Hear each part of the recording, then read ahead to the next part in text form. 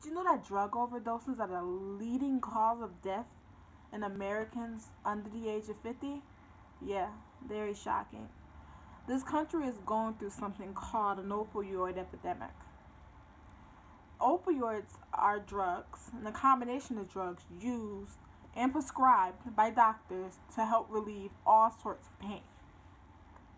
Now, most people will ask, what's wrong with using drugs that will help you with your pain? Opioids are very dangerous when misused. Doctors tend to misprescribe or overly prescribe their patients opioids. Opioids, when used, they travel up your bloodstream and they block the receptors in your brain, which stimulate pain. Now, when there's a low dose, when you're using too little of it, you may feel sleepy, but during higher doses, it can slow down your breathing and your heart rate, which can lead to death. Now, with the misuse of opioids, people constantly using them, this brings people at a greater risk of death because it's slowing your heart rate down and your breathing all at the same time. Patients tend to get really comfortable with this drug. It gives them a sense of pleasure, a sense of relief, and that's fine, but not at the cost of death. This is why we have to hold providers accountable for their actions. Between 1999 and 2010 alone, the sales of prescription opioids nearly quadrupled in the United States. And in 2012, nearly 259 million prescriptions were written. That is way too much. It's come to a point, even when patients run out of prescriptions, they go and try to find them on the streets. That's addictive. In 2017, 846 drug overdose deaths were caused by fentanyl. Between the years 1999 and 2017, 700,000 people died of an overdose. 68% of those overdoses were by opiates, prescribed opioids, or illegal opioids such as heroin. On average, 130 Americans lose their lives every day of an opioid overdose. Roughly 2.1 million people in the United States suffer from some type of addiction. And there are roughly about 400,000 people that suffer from a heroin addiction. And heroin is a very dangerous form of an opiate. And these documents were all recorded by the CDC. People between the ages of 25 and 50 are at a higher risk of opioid addiction more than anything. There's even a racial gap. It doesn't matter what race or ethnicity you are. That gap is closing. Opioid addiction is taking over. But there is a higher rate of opioid overdoses in males than there are females. Before I get into any more details about the opioid epidemic, I would love for you to see this 60-second clip. Please enjoy. The face of addiction is changing. What once seemed relegated to desperate souls hiding in the shadows now impacts our friends, families, and co-workers. More people are addicted to opioid painkillers than ever before. I believe that over the past 20 years, definitely, the indications and the setting in which opioids are provided has changed dramatically. Mayo Clinic pain management specialist Dr. Michael Hooten says that's good and bad.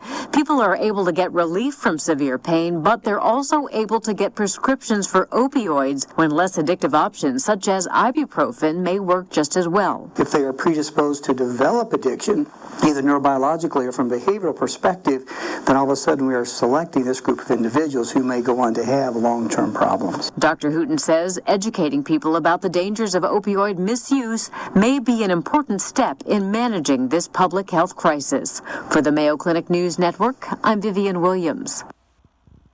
Because people develop a tolerance for these opioids, they develop an addiction that is hard to break. I know you're probably asking, okay, so what do we do about it? People need these medications. Well, first we start off with opioid awareness. Get parents involved. Get the schools involved. Get the federal government involved. Well, we don't understand that this is not an issue that's just affecting adults. It is affecting children as well. We need to teach children, rather it be the parents or the teachers, the dangers of opioids or any kind of drugs. There's peer pressure. There's peer pressure to use opiates. There's peer pressure to use any kind of illicit drugs. So we must teach our kids the safe routes. We need to teach women about neonatal withdrawal syndrome. This is a condition that affects the fetus. This is a condition that harms a baby when it's born. Neonatal withdrawal syndrome, which is basically neonatal abstinence syndrome, it's a syndrome that babies are born with when mom has an addiction to an opiate. There are a number of things that can happen when mom is on an opiate. But one of the major leading causes of death is respiratory distress. What a lot of people don't realize is what mom puts into her body, the baby takes. So all the symptoms that mom would have when she's not on the drug anymore is what the baby would have. These symptoms consist of shrill cries, trembling, muscle tightness, seizures, yawning, stuffy nose, sneezing, hyperactive reflexes, everything that's known as a withdrawal, but the baby experiences it. Unfortunately, these symptoms can start between 24 and 48 hours after birth. We have to teach women and newcoming moms about the risk, not only for them, but for their babies. What about prevention? What can we do to prevent all of this? What can we do to help the opioid epidemic? There are so many ways we can go about this. Non-pharmacological ways. So many other ways instead of turning to a drug. Well, for one, it is said that the way that we eat isn't all that great. Foods are known to affect our day-to-day living. Foods that are known to cause inflammation in your joints consist of tomatoes, fried foods, sugars, refined flours, and even soda. Eat foods that are beneficial for pain relief, like your dark green leafies, your vegetables, your fruits, your parsley, your broccoli, your oranges, your strawberries, your papayas, your cauliflower, and kale. Foods that are high in vitamin C and E, which are rich with antioxidants. Other forms of pain reliefs are meditations, relaxation techniques. A lot of people do yoga. Yoga is a very good supplement when it comes to pain relief. Music has also been proven to reduce pain, as crazy as it seems. They say that it triggers the body's release of endorphins, which decreases pain. It's also used as a mechanism to distract you from the pain. No, I'm not saying to cut off medication use in substitute of non-pharmacological ways of pain relief, but this can also be used as to help you reduce your opioid intake. By doing this, you won't feel like you need it as much, and it'll stop you from using it as much. If doctors would stop overly prescribing their patients opioids and implement non-pharmacological methods of pain management, the opioid epidemic wouldn't be in existence.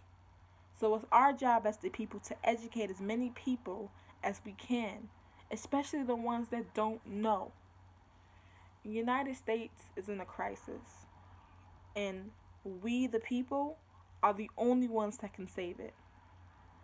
Let's help stop this opioid epidemic.